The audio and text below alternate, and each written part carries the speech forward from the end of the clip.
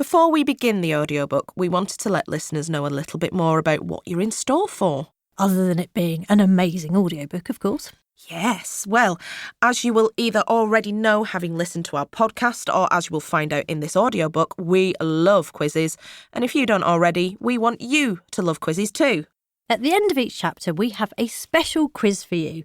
And at the end of the audiobook, we have a mega quiz with loads of questions and ideas for you to go away and create your own. Now, given this is an audiobook, we are kindly providing you with an accompanying PDF with all of these questions and quizzes on it, as well as the answers. No cheating. You can listen to the quizzes in real time throughout the audiobook and turn to the PDF when you want the answers. And when it's time for the super big quiz to go through all the juicy questions we provided, there are over 25 rounds of quiz questions at the end of the audiobook, so we won't read all of those out, but they will be on the PDF, which will be available in your download library on purchase of the audiobook. The listening experience of Fingers on Buzzers is also going to be super fun, as instead of the tracks just split into chapters, we've split it into the different game shows and quizzes. So if you want to, you don't have to listen chronologically. Gives you a bit more freedom. You might hate Who Wants to Be a Millionaire and just want to cut straight to the chase. Anyway, enough chat. If everyone's ready, Fingers on Buzzers, let's begin. Introduction. Hello! Who are we? We are Lucy Porter and Jenny Ryan, and together we host Fingers on Buzzers, the country's #1 podcast about quizzing and quiz shows. Why did we write this book? We love quizzing, truly, madly and deeply, and we wanted to share the love. For Jenny, quizzing is her livelihood, and for Lucy, it's her #1 hobby.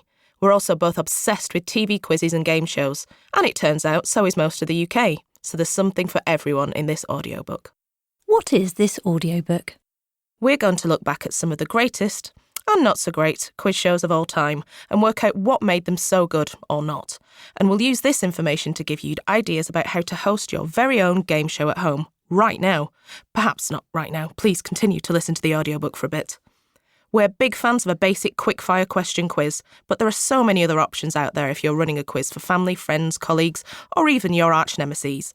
This audiobook will provide inspiration and practical tips on making the best quiz for any event and any audience. By the end of the audiobook, we'll have given you lots of quiz questions and game suggestions to try out on your friends and family, tips on how to write fun and exciting quizzes for any audience, a whistle-stop tour through the history of quiz and game shows on TV, plus some warm, fuzzy, nostalgic feelings, if you're old enough to remember some of them. We've consulted trivia experts, professional question setters, and some famous hosts to bring you great insider tips. We'll also be sharing personal anecdotes along the way.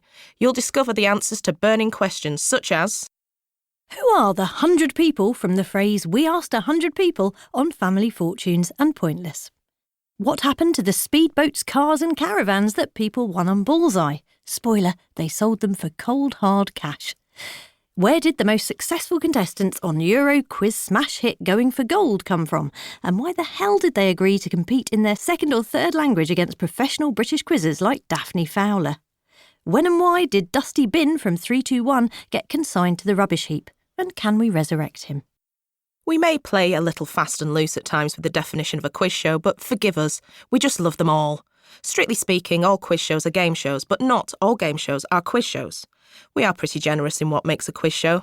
For example, Countdown is just about a quiz. It just happens to ask the same 3 questions over and over again. What's the longest word you can make? Can you do this sum? What's this big anagram? Panel shows also count, as long as there are a few questions with correct answers in the programme. So QI is in, but Would I Lie to You is out.